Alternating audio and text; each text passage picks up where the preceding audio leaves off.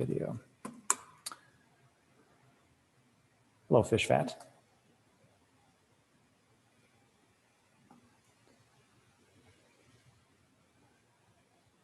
Yeah, they sold 1 Satoshi. That's it. That's all they did.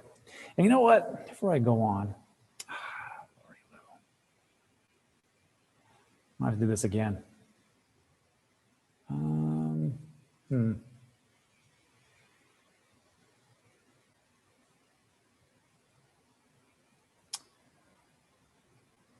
Manage. Let me try this again. No. What a shame. There's always a lag between Zoom and OBS. That's just how it goes. It's true. Now let me try something else before we keep going. I want to see something.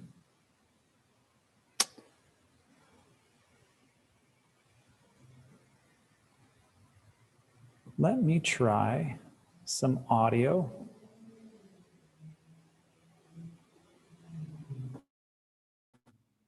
First of all, I'm going to transfer over to this the SM7B. Can you actually hear it, and does it sound good? That's the big question. Because usually when I have this, no, Michael Lewis, it's not a lame clickbait video title. They actually did sell.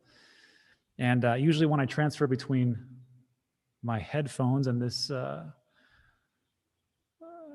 this microphone, it's a little bit off. So we'll see. Okay. So let's get into it, shall we? First of all, everybody, welcome. Interesting day, huh? Pretty amazing that here we are in this little spectacle of a cryptocurrency market.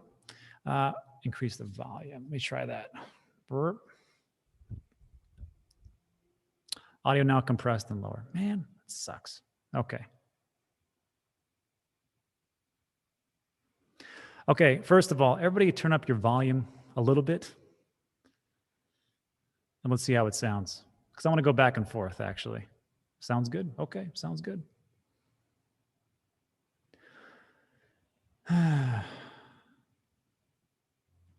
Not much depth. Good here. Sounds good. Yeah, I like the video. That'd be great. That'd be fantastic. So, first of all, let me share my screen so you all know what the heck I'm talking about. Boop. And there I am.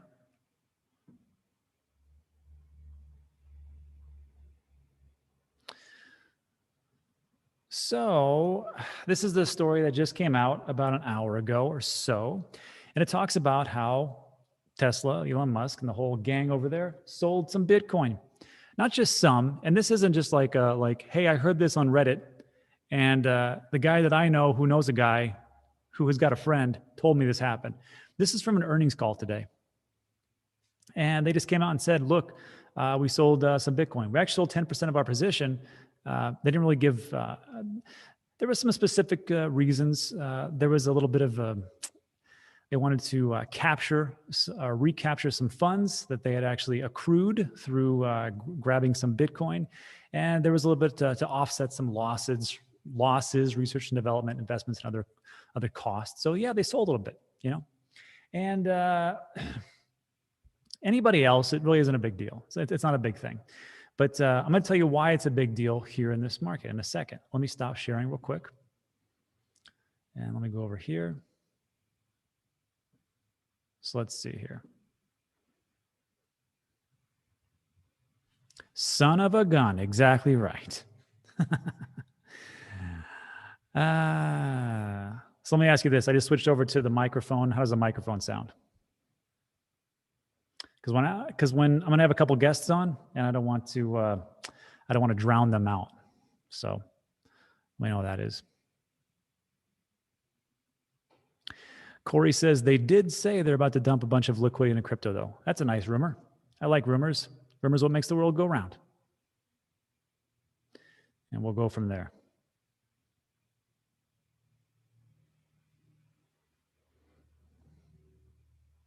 Okay, great. Yeah, that's true. Liquidations. So what does this mean? What does this all mean for Tesla to liquidate? Is it the end of the world? Is it something that's awful? No, not really. Not at all, actually. And let me come over here. God dang it. Shouldn't have said that. Let me come over here, pull up this. And hello from Singapore. Let's just take a look at what's going on in the market, shall we? Well, let me refresh this real quick. This is Trade the Chain, sentiment analysis. It's also good for see what's going on as far as like what the sentiment is of the market, as far as like, you know, do we feel this is going to go a certain way? How is the news? And what it does is, of course, it's, you know, I've heard, you've heard me talk about this numerous times, but yes, it's crawls all the interwebs, the different blog posts, all the exchange websites. It also is one of 5 different cryptocurrency companies have a direct API into Twitter, and it disseminates all this information and gives us a sentiment of where things are going. I personally think that news moves the market. TA people totally disagree with me. I think there's a middle ground. I think with Elon's going to, you know, tweet a little Doge information, guess what? TA is not going to find that. And then, of course, there's a lot of whale movement in the market, and the news isn't going to find that. So I think there's a place for both of them. So let's just agree to disagree, huh? But what I want to see right here is what's going on with the price of Bitcoin. Well, let me tell you, in the last hour, because this just broke an hour ago. It just broke an hour ago. And not a big deal, actually. It actually just went up a percentage point for Bitcoin. So the question then is, does it really matter? And if it doesn't really matter, is Bitcoin going to keep going up? Or have people just not heard this news as it's come out? Because this earnings call was, I think, about 2 hours ago or so. So it'll be interesting to see how it is. But there's a bigger instance of what is going on in the crypto sphere about how this is going to affect everything. I'm going to get into that in a bit. But I'm going to go back and I want to take a look at your comments. So let me know what you think, if this is a big deal or not a big deal. I think it's going to be a big deal, just not right now. And I will say this, the hourly sentiment, when I did our video today where I was talking about Dogecoin, and I was talking about what was going on, the hourly sentiment was pretty high neutral, almost bearish on the hourly. Daily was pretty neutral. And the long term, of course, was bullish. We're still bullish, but some was extremely bullish or very bullish, but not so much now. So that's interesting to see where people are going. Interesting. Let me pull this up real quick. All right. So what do we got? Darren's got a good point. He says, hey, isn't taking profits our mantra? Why not Elon? And you're exactly correct. Let me pop out this chat. That sounds funny. Need to pop out this chat. Let me share a screen. Let me get in Alex real quick. This is the funny part. This is the funny part because, you know, it's like, well, what's going to happen? Nobody knows. Maybe this guy knows. His name's Alex Mascioli. What's going on, Rob? Nice to see you, man. Yeah, what a crazy day, huh? Crazy day. Let's see. Let me quick a view. First of all, let me see if I can get this correct. So, Alex, I was jumping back and forth between OBS and Zoom, and I happened to say a couple F-bombs as I was getting everything done and ready. Always fun to do that. So let's see here. First of all, before we go on, let me jump back, share this real quick. Okay, so I'm using this new mic for Zoom. I want to see how it sounds, but I've also got my earphones in because I don't want to have a bunch of reverb coming back or echoes. So first of all, is the video okay and is the audio okay? That's the question. And as you're answering that, let me go through the comment section. Tesla sold about 1/8 of holdings. Watch CNBC totally flip this news for their narrative. Sure. 10%, beef up profits. We give Elon too much credit. Yes, we do. Exactly. Where else are we? New mic is bomb. well, that sounds pretty good then. Well, there- The new mic is bomb, by the way. I think you sound awesome. Thanks. Be on the lookout for yours. I'm going to send you one. I was actually gonna text you and ask you what mic setup you're using because I want one. Yeah, I got a list. So Alex, let me catch you up to speed. So this happened today. Earnings call came out. Looks like Tesla sold some Bitcoin. Not a big deal in the real world, right? Well, I mean, we are in the real world, I guess. But this is what happened. And as it comes down here, Tesla sold some of its Bitcoin, 10.8% stash in the first quarter for $272 million in proceeds. That's a pretty good day, right? Because they just bought it, December? Somewhere around there? December, January, somewhere around there. Tesla, the sale trimmed Tesla's position by 10%. Tesla CFO Zachary Kirkhorn said in an earnings call.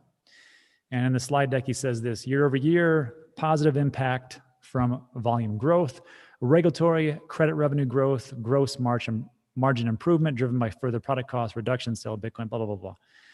And we just had to lower costs, additional supply chain costs, research and development investments, and other items. Model S and Model X changeover costs negatively impacted both gross profits as well as research and development expenses. So you got to make some money somewhere, right? Yeah, I mean, one of the things I've been preaching ever since the corporates came onto the scene, whether it was, not so much, listen, Michael Saylor, because he's a majority owner and there's less involvement from stakeholders. But when you have a company like Tesla, listen, folks, these guys preach Tesla or preach Bitcoin. They love it. They're going, they're trying to go to the moon. But the real sad truth is when earnings calls come, they got to take profit if their balance sheet calls for it. And that's a fact. And it's not their fault. It doesn't make them a bad person. I mean, they're just profit taking. They're running a business. Yeah. And you know what? It's a great point. And someone even pointed out, they go, hey, man, don't demonize Elon for doing what we're all talking about. We talk about this all the time. You got to take profits on the way up, right?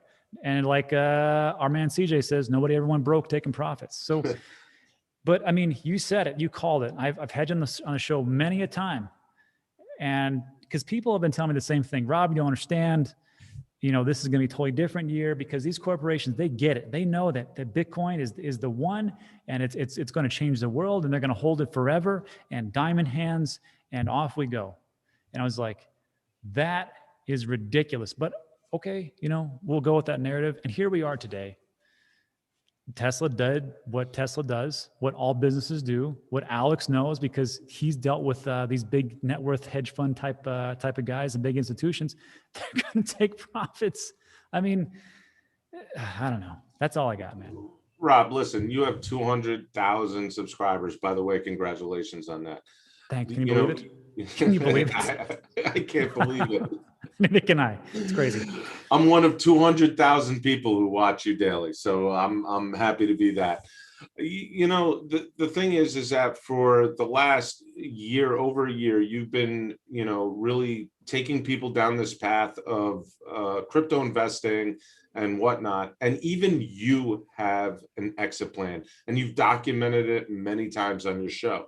Because you take profits, because you want to realize those gains and those wins, doesn't make you an evil person. It makes you a smart person. Yeah. And that's just it. Like you can't consistently just hold forever. You can, if you're the average investor and you just want to say, you know what, I'm just going to set it and forget it. Like we did a show about Dogecoin. Somebody bought Doge, Climate, I forgot his handle, but he bought $3,000 worth of Doge in 2017. He just forgot about it. And he's kind of, shifted away. And then he goes, hey man, it's worth like 700,000. So I think it's a pretty good investment. I was like, that's true.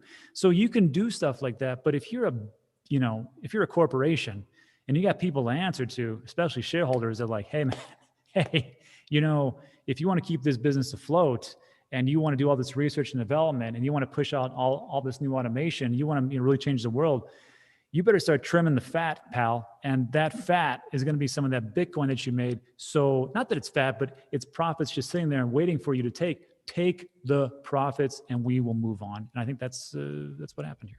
Yeah, exactly. Take yourself as a Tesla shareholder.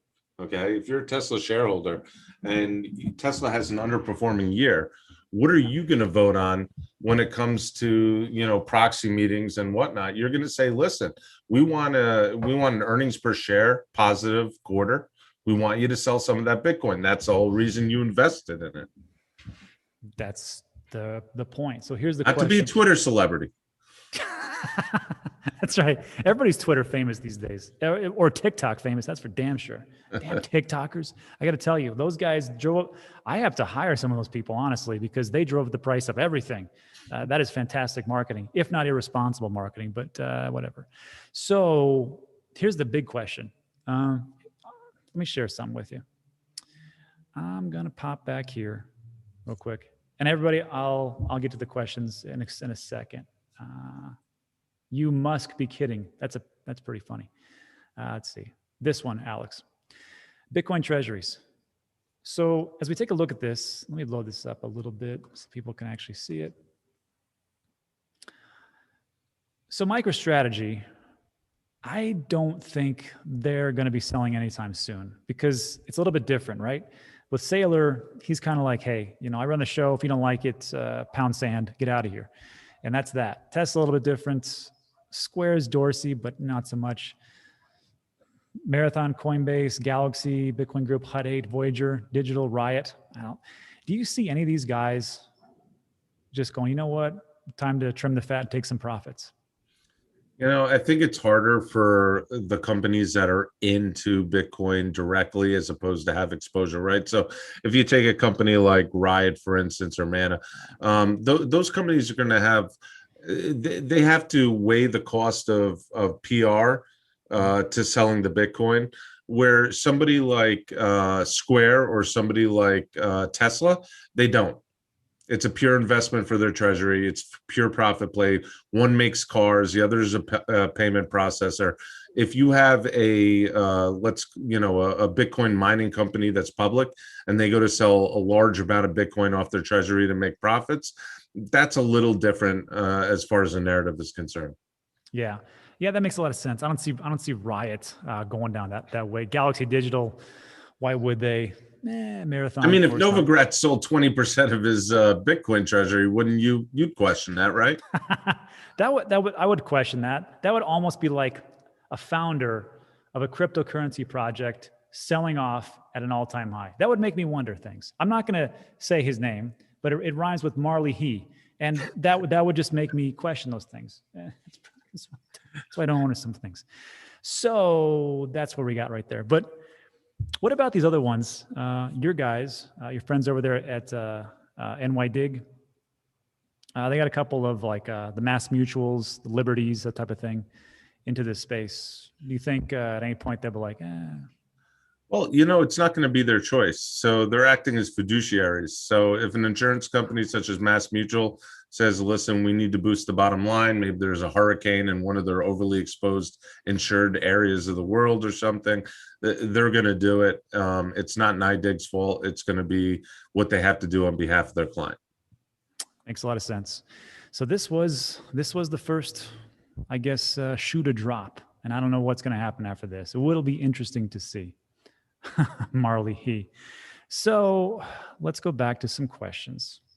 I don't think it's painful. I'm looking at, I'm sorry to interrupt too. It's your show. It's our show, Alex. It's our show. I don't think this is painful. I think it's actually, listen, one, they got a ton of Bitcoin still left. All right. This was a small amount compared to what they bought in the grand scheme of things. So I don't think this should be a scare off or a sell off or any sort of panic to the market. I don't think so either. I think it's to me it's not like, because we even took a look at this. Have you heard about this thing? It's called Trade the Chain. So sentiment analysis, and it goes through, it crawls all the interwebs, direct API integration into Twitter. Fantastic. We're just taking a look at. Let me refresh this real quick. And I was talking about it, and me and Mullet had this discussion about when Mullet goes, I don't give about news or what's going on. I don't even care about the project, man. He goes, just give me a chart and I'll tell you what's going to happen. I'm like, that's true. But I told him, I go, you can't predict an Elon Musk tweet about Doge. You can't predict that. He goes, well, there's something like that. And then for me, I was like, well, and then he said, well, you can't predict a bunch of whales moving a bunch of things. That's what TA's for. I go, great, agree to disagree, right? So when I see these types of things, I think news moves the market. That's why I like sentiment analysis. Mullet, CJ, Monty, those guys are big TA guys. So you use them both together. It's a win-win, as we say. But I'm looking at the price of Bitcoin, for example. It was at 1.2 something when we started the show. Now it's up plus 2% over the last hour. And this news has been breaking over the last couple hours, 2-3 hours. The call itself was, I think, 4 hours ago. So not too shabby, right? I don't think it's impacting the market. Like I said, it's a very little dump into the order books. And I just don't think it's really newsworthy. If anything, it's going to hurt the pride of some people who believed in Elon Musk as being the CEO of Doge and the biggest proponent to Bitcoin. But other than that, as far as, talking about what Mullet talks about with technicals and all this stuff, that type of dump doesn't impact the order books. No, it doesn't. The only thing it means for me is that people have to really start to really drill down and say, you know what, maybe there is going to be a bear market at some point. Maybe Bitcoin won't be going up forever. Maybe these big companies, once everything starts to, do that big hockey stick where we start to say, well, this is unsustainable.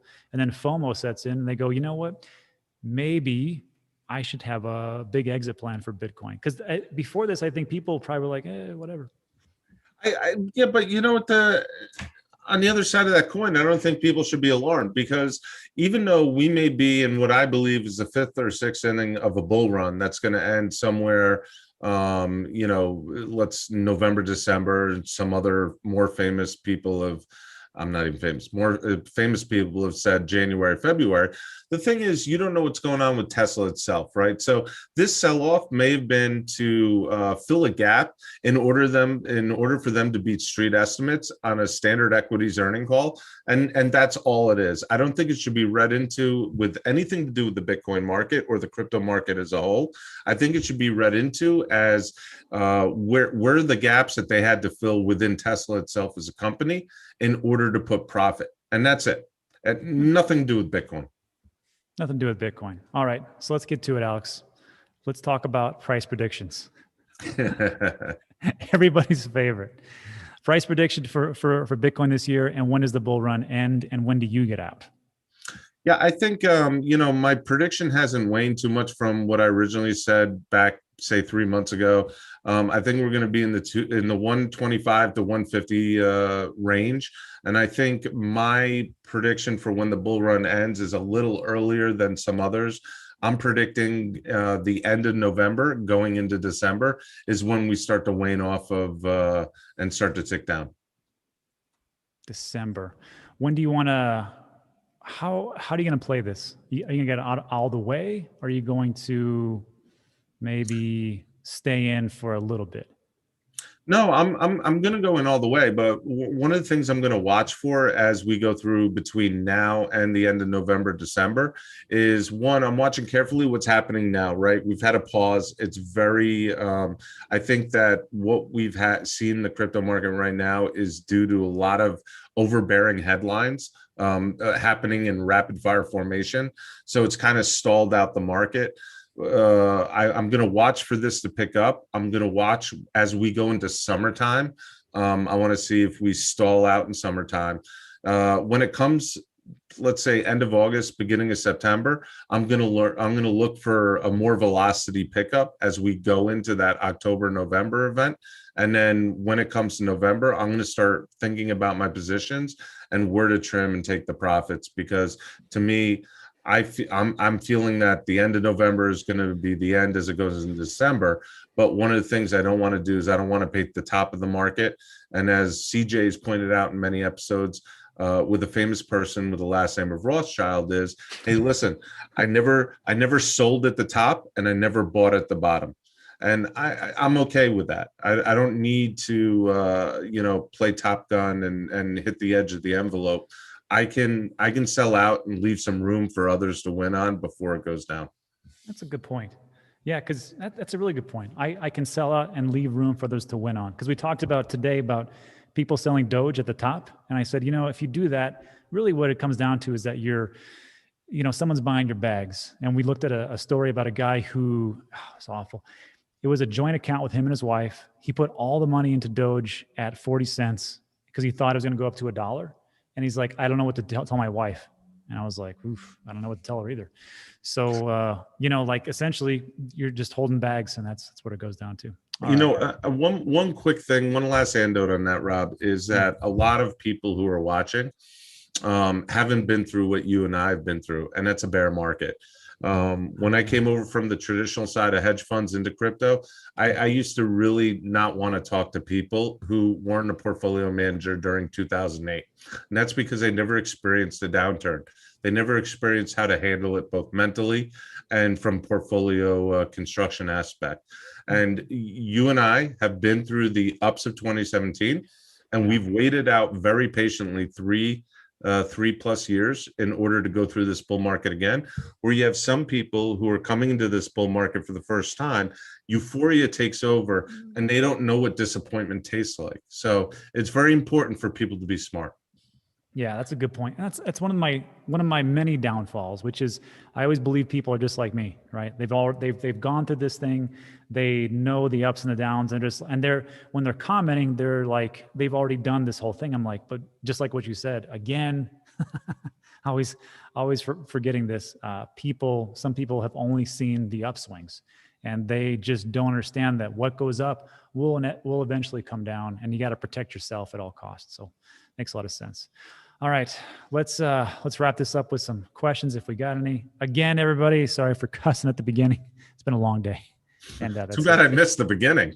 Oh, well, the beginning was I was like, man, this effing better work because I was trying to do all this tricky stuff, and I'm not good with back and forth between OBS and Zoom, but it worked out okay. I got to trim that.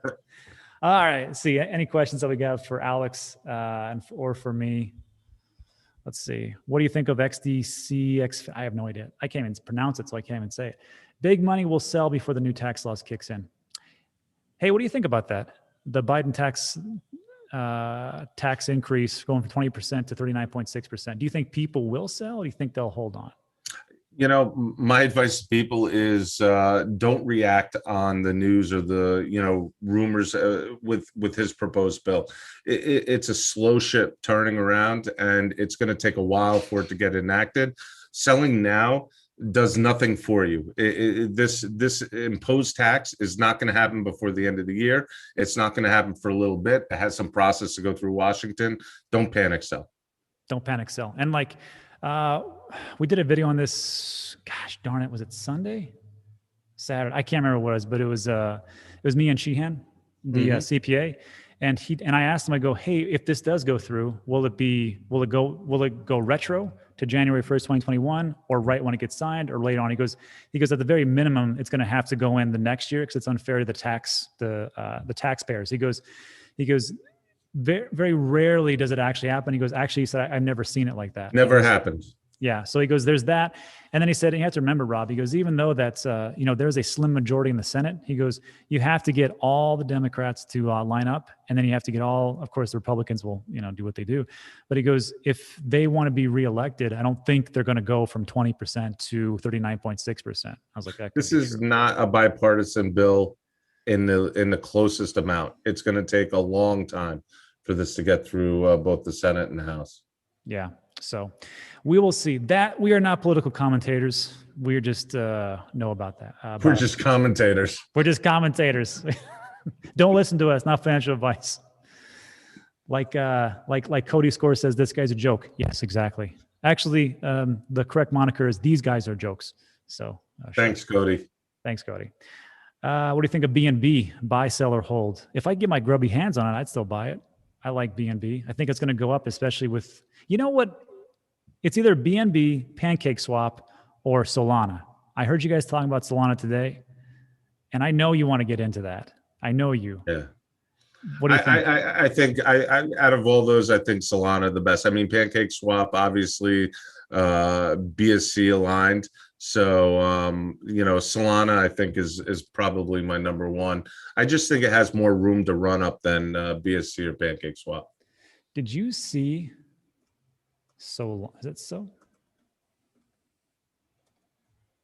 Did you see the team that these guys have for Solana? Oh, it's beautiful.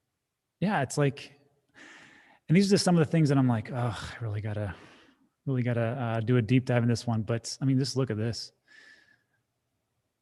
Building Tether, USDC, Chainlink right there. And then the craze, the protocol hail from these companies, Apple, Qualcomm, Dropbox, Catalyst, and Google. I've heard of these guys. Google, Microsoft, they're all right. So yeah, a couple questions for you, Alex, which is, Alex, I bought a bunch of Cardano at 33 cents. Where do you think it's heading? You know something? I listen. There's a lot of people in trade chain community or Cardano holders, and they give me grief all the time when I say this. Honestly, I think Cardano. Nobody's building on it yet. It has a ways to go. I think we're going to see a lot of sideways, range-bound trading on it for a while. I mentioned one of the episodes last Friday on my channel. OCamFi is the first one, the first platform to build a Cardano blockchain launchpad. I think something like that is going to, invoke people to build and launch products in Cardano. Other than that, I just don't see, Charles doing much right now. Yeah, he's got to do a lot of things. There's going to be a big conference coming up, the 29th of April, the African conference. Yep. 3 days from now. A lot of people hanging their hats on that. I don't know. I mean, we talked about this a couple months ago, how they were building the relationships there in Africa, and they were starting to get not contracts, but they were starting to get inroads into sub-Saharan Africa, different countries over there. But I don't know if that's going to come to fruition. But it does look like they're putting a lot of time and effort. And Charles says DeFi is the future, especially in Africa. All right, and then next to last, Binance Smart Chain taking over temporary. Brian Brooks becoming the CEO, I think, of Binance US. Yeah, I mean, interesting to see Brian do that. I've had interactions with Brian when he was, the comptroller of the currency. I think that was a great position for him. I think Cooley was a great CEO of Binance US. There was a lot of hurdles there. I don't know particularly why the change was made. I think they were both better off at their former posts. Cooley as CEO and Brian as comptroller. I mean, he's a competent dude. So whatever happens, I'll tell you this: if he leaves that post or if he's outed from that post, there's something wrong with Binance US. Yep, I agree. So this is what always surprises me. Alex has his own channel, Alex Mascioli. Check it out. And he's got a lot of good intel on the insider. So as you see, just watch your toes, dropping names, because he's just talking about Brian Brooks. Brian Brooks and this guy, good guy, and da-da-da. So check out his channel for sure. Also, Trade the Chain. If you're looking for sentiment analysis, look in the description of this video, and you get 2 weeks, 2-week trial, something like that. 2-week refund. Period. No questions asked. We don't care why you want to quit. Not too bad. And then let's see what else. Here, I think, first of all, Alex, thanks for coming on. I know you're a busy guy. So if you have to drop off, you just. No, it's my pleasure. You get out of here. That's fine. Are you kicking me out or, Well, wait for it. Let me address some questions. A small talk on VeChain and VeThor. Yeah. VeChain is going places. They seem like they have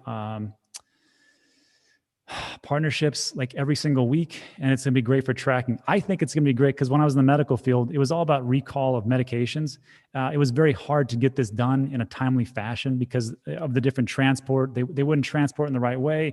Things would be unfrozen and it would be a bad batch. And it was just an awful situation, especially with the patients. But with VeChain, you can track all those things. Then of course you can track all of the different things for like counterfeits. So I think VeChain will go up. I just don't know, when. And let's see what else. Nicholas Tarby says, clickbait, 2,000 watchers, 10% like. What's the clickbait? So let me refresh. Let me just show you. Hold on. Let me do something. So These are my favorite. So here was my thumbnail. And I said, I told you they'd sell. And guess what? Tesla sold Bitcoin in Q1 for 272 million. They sold approximately 10%. And that's what we talked about before he got on. So tell me what the clickbait is. And why even listen to those people, Rob? Because I'm a maniac. They're watching you, aren't they? It's just funny. I'm a maniac. That's why. That's just me. Let's see what else. What's your opinion on BTT? My opinion on BTT is that it went over my head. And if it wasn't for two people talking to me about it, my friend George and Mike the Investor, which he is freshly added to my list of cryptocurrency YouTubers. Without those two guys, I would have totally missed it. And I actually got in a little bit ago. Should have got in earlier. And those guys saved me, for example. So if you're looking for, like I say, Mike the Investor, he's one of those guys. He's a small cap gem finder, and he was talking about it forever ago. And I would just look at it and kind of let it go. So you know what? You know what's interesting? I'll put my 2 cents in on BTT. So I don't hold any BTT. In full disclosure, BTT is at the bottom of the order book. Let's say on Voyager is the cheapest asset that they have on their books. It's a Justin Sun Tron oriented product. I think it'll trade up just because of its price, but I don't think much more else. Yeah, I think it can be something great, but again, it's one of those low cappers that it's got it's got a ton of tokens, right, Al? It does, but the thing is, it's at like 0.6 of a cent or something like that, and that's what makes it attractive. Now, listen, that's a strategy in its own. We've mentioned this before, Rob. Whatever's at the bottom of the order book that's the cheapest is mentally attractive to people who are getting into crypto. So, yeah, no, you're right, and it does make sense, especially if you're on Coinbase and you look at a thing, you're like, man, I can't afford one Bitcoin. There's no way, and one Ethereum, $2,500, but I can afford a fill in the blank type of token for nothing. And then I got a ton of those, and that could be the next Bitcoin because that's all they really know. So yeah, that makes sense. Yeah, you're showing your channels. I want to see who's on your channel list. Oh yeah. This is a good one. So I don't know Mike the Investor. I want to get in on this. So here's the guys that I recommend. Let's see here. So there's this guy, Alex Mascioli. Check him out. He's the first one. If you haven't watched Alex Becker, let me tell you something. That guy's insane. He's very funny. There's actually a video of me. I caught myself actually watching Alex as I was waiting for Simon Yu to get on, and it was just hilarious. And he's got it pretty much dialed in as far as like how to get out of like the large cap ones and go into small cap. Dude's funny. That dude's funny, Alex Becker. I like it. He's funny. He's a funny guy. Coin Bureau guy. I mean, that guy, if you want, just great detailed information about different types of projects, go to him. Shoshi, that guy, if I have a question about development, especially about the blockchain, I just go to him. And he's like, well, Rob, you just do this. And he's like, he's great. So go check him out. I think he just broke 100,000. He's at 112. He's amazing. I just watched a couple episodes of his actually earlier today. Yeah. And this guy is so level-headed when it comes to the dev and tech side. And he just explains it so well. I really have a lot of respect for him. Yeah, I got to get him. I don't want to take up too much because he's got like a real job. He's not like us. He like really does stuff. And he's not a bum. He's not a bum. he writes code and does great things. So I don't want to bother him too much. And then I got Mike the Investor. Check him out. Low Cap Gem Finder. He's the one that talked to me about BTT. And there's a couple other ones. But yeah. And then Crypto, Crazy for Cryptos. That's Dave. He was that dude is cool. I was watching his episode the other day. He's been filming from this beach in Thailand. Yeah. I guess where he spends most of his time. And it's really, I mean, talk about the crypto lifestyle. This dude is cool. Yeah, and I think that's where he lives. He's like on Thailand for a little bit, and he's on these other little islands, and he just goes around. He's like, this is what I do. And then like when I get emails from people like, hey, can you give me some advice about XYZ or where I can get this or can you help me manage my portfolio? I'm like, I have no idea. I can't even begin to think about doing that for you. But my man Dave over at Crazy for Cryptos will help you out, and then he's got his own Patreon and whatever else. So yeah, And then the last one's bringing up Crypto Nobes. He's my guy. He's kind of like me, but with a with the downtown Abbey, British accent. I watch Crypto Nobes, and it's so entertaining because I have a place in London. I love spending my time in the UK. When I watch him, it's like I'm on the BCC, the BBC. It's like it's awesome. Yeah, and he also has a Cardano stake pool, so check him out. And then Good dude. Yeah, good dude. And then the last one, Bitcoin family, that's Diddy.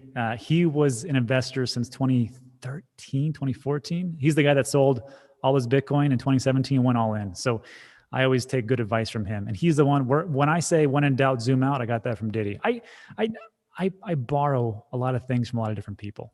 And then of course, my last thing is dog is my co-pilot, where they take poor dogs from the shelters and fly them all over our different parts of the country so they get adopted. And that's one of the many charities I give to these days. And if your favorite crypto YouTuber isn't there, it doesn't mean I don't watch them or that they suck or they're awful. It's just that those are the ones I watch pretty much every day. But we only have a certain amount of characters too in there. That's true. Type, so. And time, right? I got only so much time. So that's who I got. But yeah, Alex, I think on his channel, I think I catch him almost every day. And then Coin Bureau, he goes kind of long, so sometimes I watch about half of it, and then off we go from the other ones. So that's it. Well, you know what? Coin Bureau, he's a really smart guy. I enjoy watching what he has to say and stuff like that. So the smart people usually go long. The people like me, we try to keep it under 30, or people are going to figure out the whole sham. Yeah, it is. Yeah, that's exactly it. I'm like, so what do you think about that? Yeah, that's what I think too. All right. Sounds good. All right. So thanks everybody for coming by. We just wanted to cover that, just kind of, work through the kinks. Nothing really happened in the market. Bitcoin is still up. Everything is going pretty well. And the only thing that you got to think about now is that, hey, some of these businesses might actually sell and might move on. And that's okay because they'll probably buy back in later. But I think this is just something to be aware of as time moves on. All right. Alex, any last words of encouragement and sage advice for everybody? No, hang in there. It's don't let people make fun of you for taking profits, and don't let people make fun of you for implementing risk management. Those are smart investor things to do. Yeah. And anybody who keeps saying that stupid mantra about diamond hands and you got to hold on forever, tell them your goals aren't my goals. I got to do other things. You do you, I'll do me. And that's it. All right. So that's it, everybody. Thanks for stopping by. We appreciate it. See you on the next one. And